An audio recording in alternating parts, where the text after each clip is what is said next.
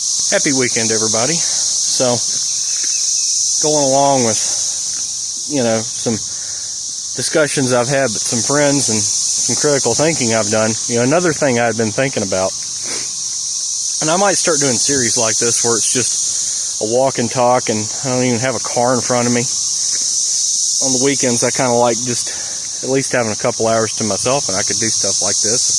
Something you'd be interested in and want me to keep doing it, just let me know. But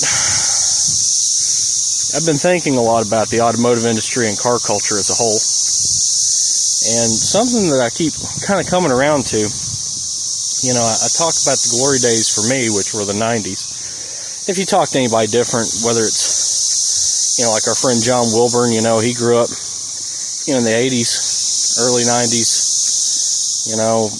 guys like my dad, growing up in the 70s and 80s. Everybody's got their own glory days, the golden era. But the 90s were cool because, there was a lot of variety as far as cars, and a lot of stuff to be had, and the government really wasn't stomping on its throat.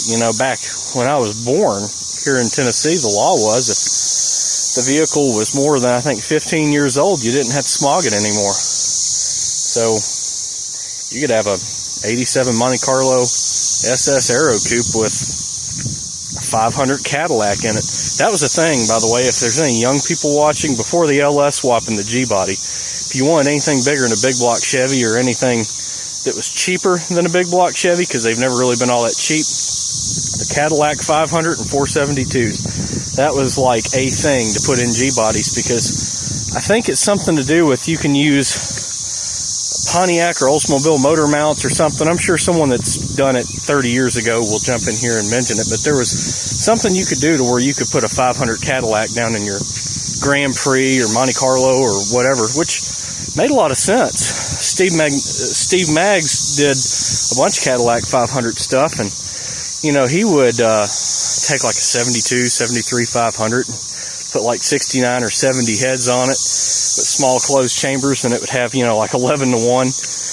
Put one in a Chevette, went like 11s. You could do a lot with those engines, and if you like BOP torque like Olds 455s and Pontiac 400s, and if you like torque, Cadillac 500 will trump about everything. But in the 90s, we did a lot of things with cars. But if you think about it, we really didn't have as many choices as we do now. We've never had more options than we do now. That goes with things other than cars, too. We have never had a point in history where we have had more options than we do now. So why is it that young people getting into it, and then people getting out of it, are finding this stuff too difficult, too expensive? Well, as much as we love them, car magazines and car media of all types, a lot of those publications have essentially been sales brochures. They have convinced the masses that, you'll have to forgive me, I'm out of shape. They have convinced the masses that if you don't have this guy's $3,200 set of aluminum heads, this new cutting-edge fuel injection system, this automatic overdrive transmission, this $800 camshaft that has little wheels on the end of the rollers, you're not relevant. Everything now has to have 1,200 horsepower.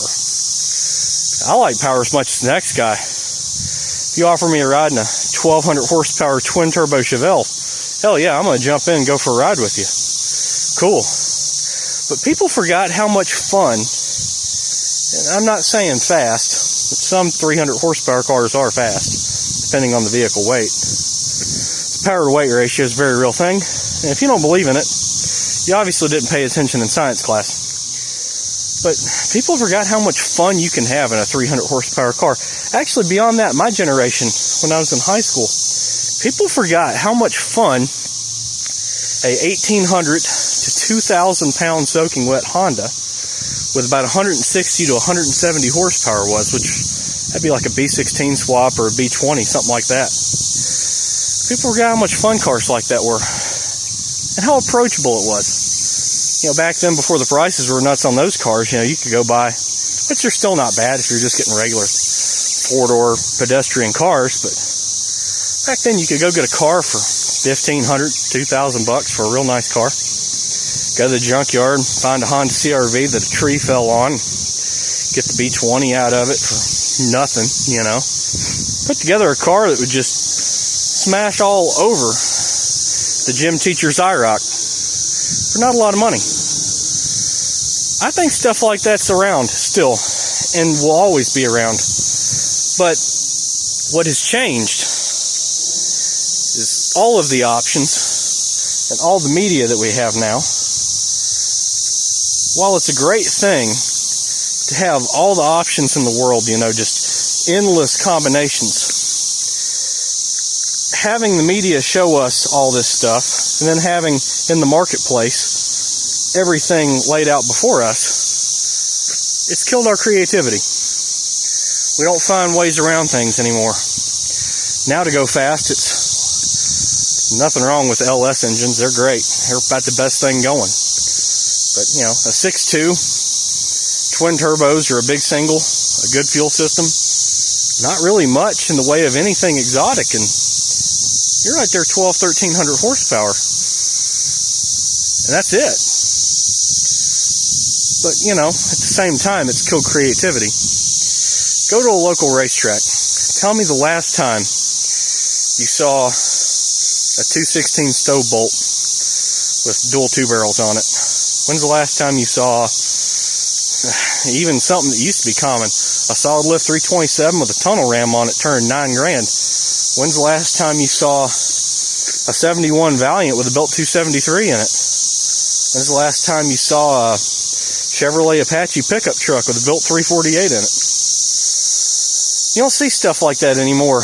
Everybody is doing the same because they're all thinking the same. And that's fine if you want to spend $20,000 and $30,000 to be like everybody else. But I remember Carcraft magazine had a whole thing in the 90s that was so profound it stuck with me to this day. Dare to be different. All that different stuff is unwanted and cheap. If you say that you can't get into cars because it's too expensive, well, then you're probably trying to be like everybody else. Y'all take it easy. I'll see y'all next time.